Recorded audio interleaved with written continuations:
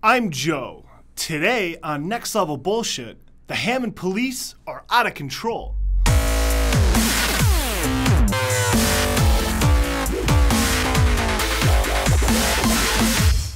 First, let me get the obligatory genuflection out of the way. I know cops have a tough job. Really, I do. I don't want to be that guy that's raging on about YouTube videos showing abusive cops. But this I can't ignore. My apologies to the good guy cops out there that hate this bullshit as much as I do. I have nothing against you. 2 days ago, while we were getting ready for episode 10, I overheard an irritating video being played in the office next door. It was a video going viral of a Hammond, Indiana police going medieval over a seatbelt violation stop. At first I thought, meh, just another stupid cop video. But I did a little bit of additional research and found that the Hammond Police Department is maybe one of the most overtly aggressive in the country.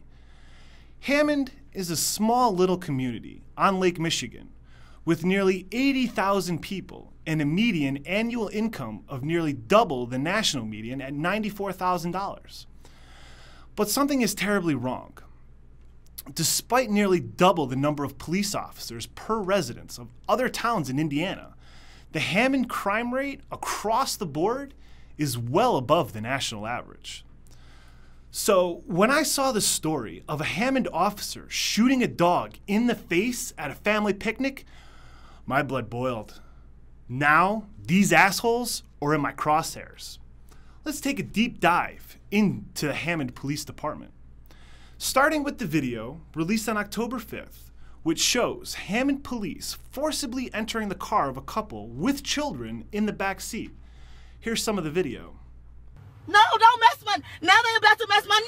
No. I'm not the operator now they of about this to vehicle. bless So my if you do that, all right. I'm not the operation of this vehicle. Are you gonna open the door? Why do you say somebody's not gonna hurt you? People are getting shot by the police. Oh shit! Damn! Ah! Ah! Oh, shit. That was crazy. For 13 minutes, the man in the passenger seat, Jamal Jones, was afraid to get out of the car and said so to the cops. He was surrounded by several white officers acting beyond their legal scope over a seatbelt violation stop, a good reason to be suspicious and afraid. But the police wanted him out without ever stating the reason, supposedly because he didn't have his ID. It should be noted that nowhere in the United States are citizens required to possess ID at all times. Now, it should also be noted that the U.S. Supreme Court ruled that if an officer wants you out of a car, you need to get out. The 1997 ruling was in Maryland v. Wilson. The Supreme Court balanced officer safety with citizen inconvenience and Fourth Amendment rights. Back to the story. The couple was so concerned over the abuse being experienced, Lisa Mahone, the girlfriend and driver of the car, called 911 and requested a supervisor on the scene. While on the line with a 911 operator, Hammond Police forcibly entered the car by smashing the window, sending glass onto the children in the back seat, and repeatedly tased Jamal while seated and dragged him from the car. There was never an explanation of why the Hammond Police wanted Jamal out of the car. According to Indiana law, officers cannot do anything more than issue a minor infraction ticket, not more than $25, when stopping a car for a seatbelt violation.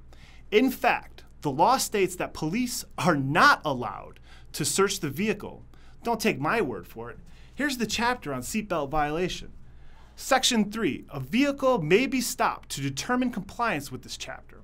However, a vehicle, the contents of the vehicle, the driver of the vehicle, or a passenger in a vehicle may not be inspected, searched, or detained solely because of a violation of this chapter. The actual rule of engagement of Indiana police officer is, ma'am, I pulled you over because of a seatbelt violation. Here's your ticket, and you need to pay it by so-and-so date. Thank you. You may now be on your way.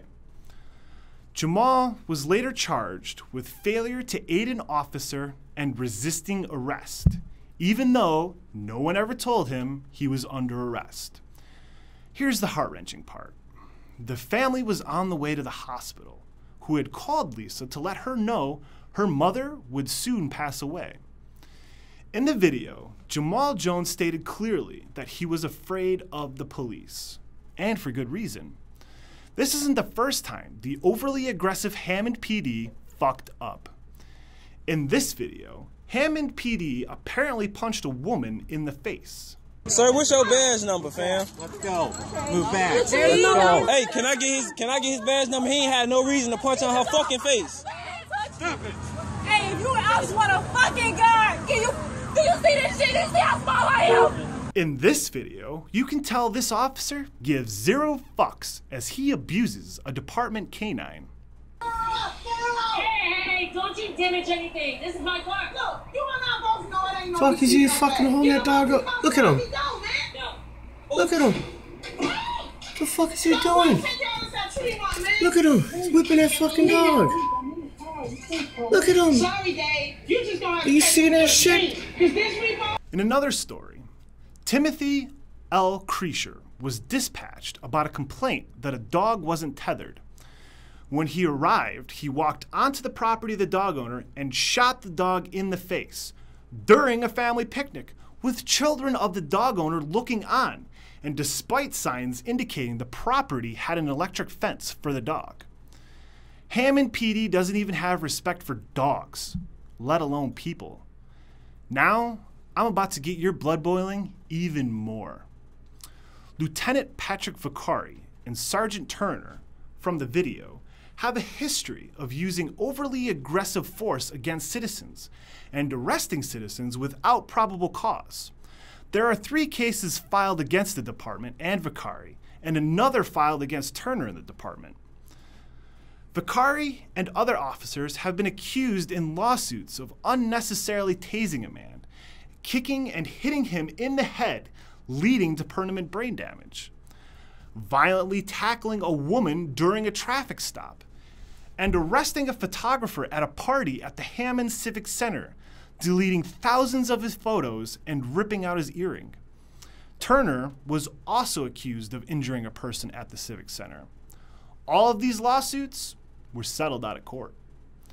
Back to the video of the police attack on Lisa and Jamal. It's interesting to note here that Indiana is a stop and identify state. 5 states have laws.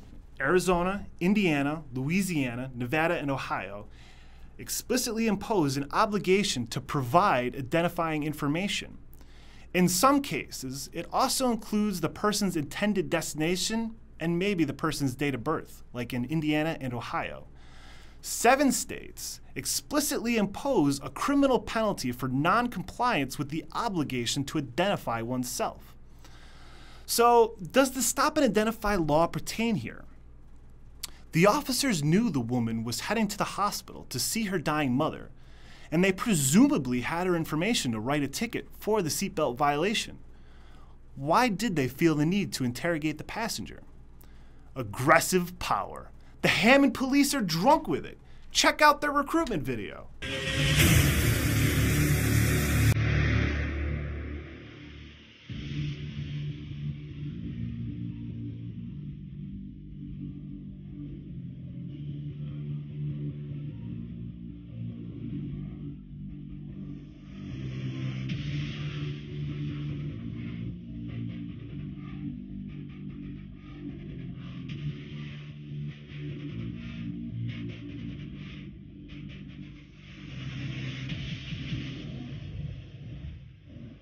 The video is about aggression, firearms, attack, assault, shoot, and asks questions typical of military recruitment, except for lessons on jumping small curbs on a mountain bike. Let's be rational here, and not reflexively, breathlessly shrill about these violent cops as the jerking knee liberal media is doing. But let's also not be dismissive, like the right-wing nuts automatically defending cops, while positioning 2 scared people as being at fault. This is a problem that should have never happened. The police should have said, "I'm so sorry to hear about your mother, ma'am. Stay behind me, and I'll make sure you get safely to the hospital. Oh, and please put on your seatbelts. What the fuck? How did our society get to the point where police officers in small communities don't do that? And people are terrified of the police. Why is this? Does this all come back to the militarized police tactics and mentality we covered in one of our early shows?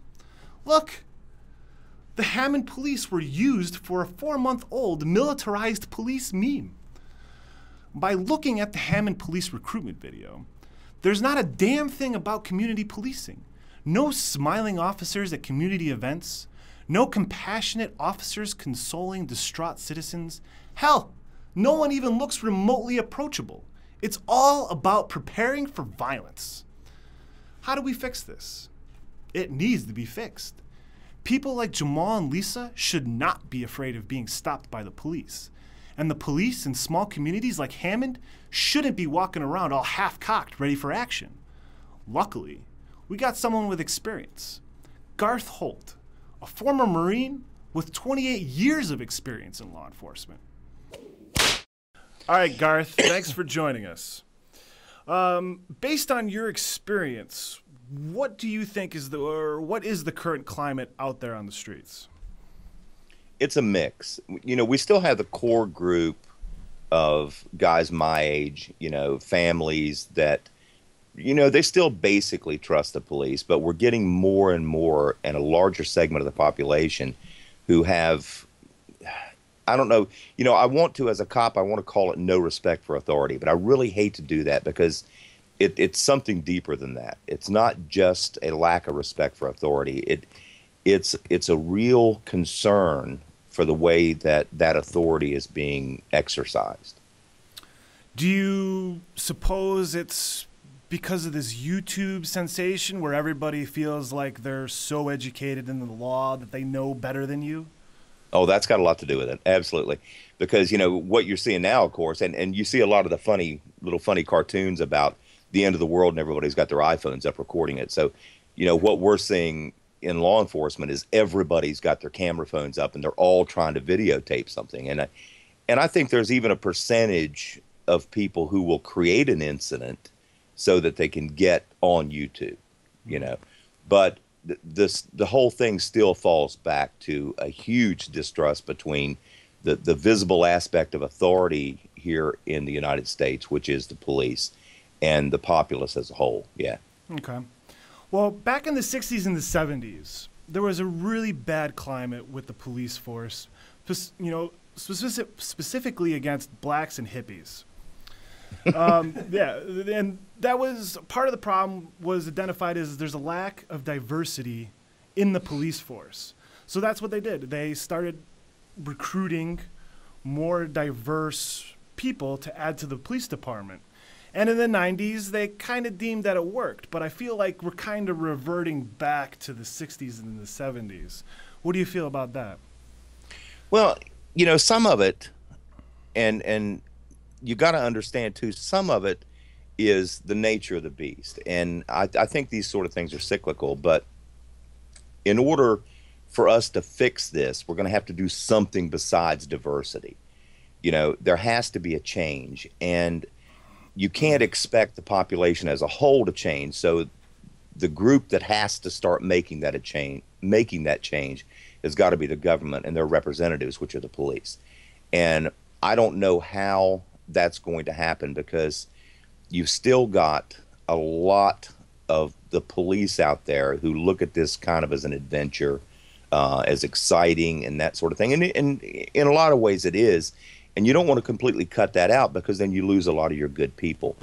But there has to be an understanding that there are ways to solve things that don't involve violence. Okay. And you said that there needs to be a change. Do you think that change could be more focused on actual training and providing better budgets or maybe a better pay for police officers? Well, yeah. In a nutshell, yeah.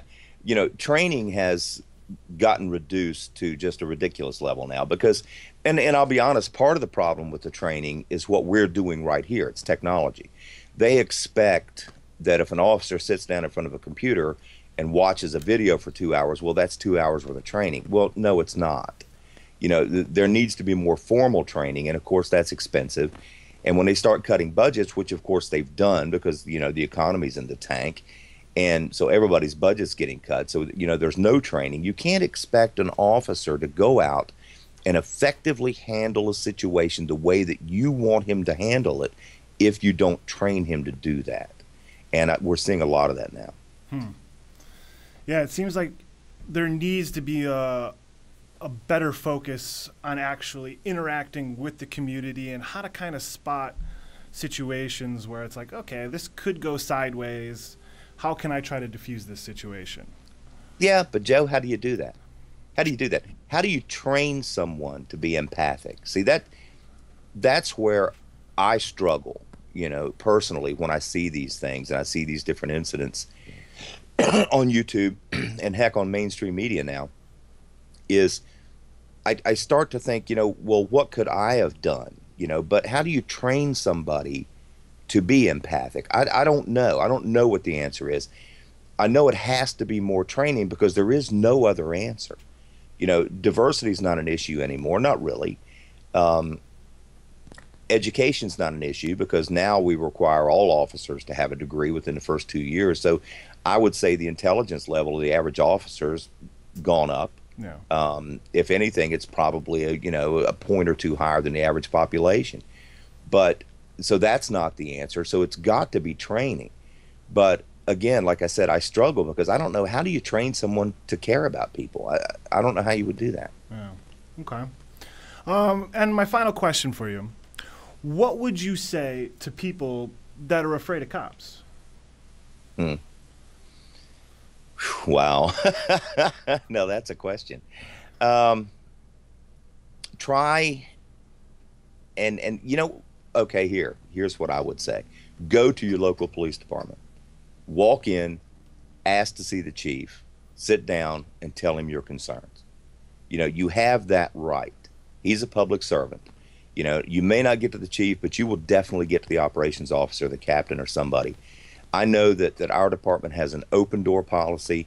You can sit down, you can talk with us, we will talk with you, tell us your concerns, and see if they can't get addressed. If that doesn't work for you, go to your local council meeting, you know, your town council, your county council, wherever you live. And again, try to express your concerns. Now, you know, do it professionally. Don't go in ranting and raving, because that's not going to get you anywhere. No. But if we can get a dialogue started between the administration of some of these departments and the people who have honest concerns and get a dialogue going, that's got to help. And it's got to be the only, I mean, I don't know what else we could do other than that. I love it. Yeah, that makes total sense.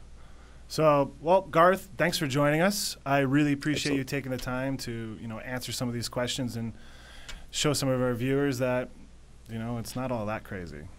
No, it's not. But it's, you know, I have a fear it's going to get worse before it gets better, guys. So hold on to your hats. That was incredibly eye-opening, and it makes you think, what a concept. Communicating, talking to each other, and most importantly, listening. Really listening to each other. As Garth said, it's probably going to get worse before it gets better. But it's only going to get better if the people in the police communicate and listen. But I really think it's up to the police for the first and very important move. How about it? You game? What the Hammond Police did is next level bullshit. But police officers like Garth give us hope. That wraps up our 11th episode. That was a long one, too. I want to thank all our viewers and commenters for their support and subscriptions. Even the guy that called me a dumbass liberal anti-gun fag. Thank you. If you have an idea for something we should cover, send us a tweet with hashtag NLBS. Or tell us what you think is next level bullshit in your own YouTube video. If we like it, we'll use it. You can also send me an email at joe@nextlevelbullshit.com. We'll see you next week with another episode. In the meantime, follow us on Twitter, subscribe on YouTube, and watch all our shows on nextlevelbullshit.com. Until then, get each other's backs. The zombies are back this weekend.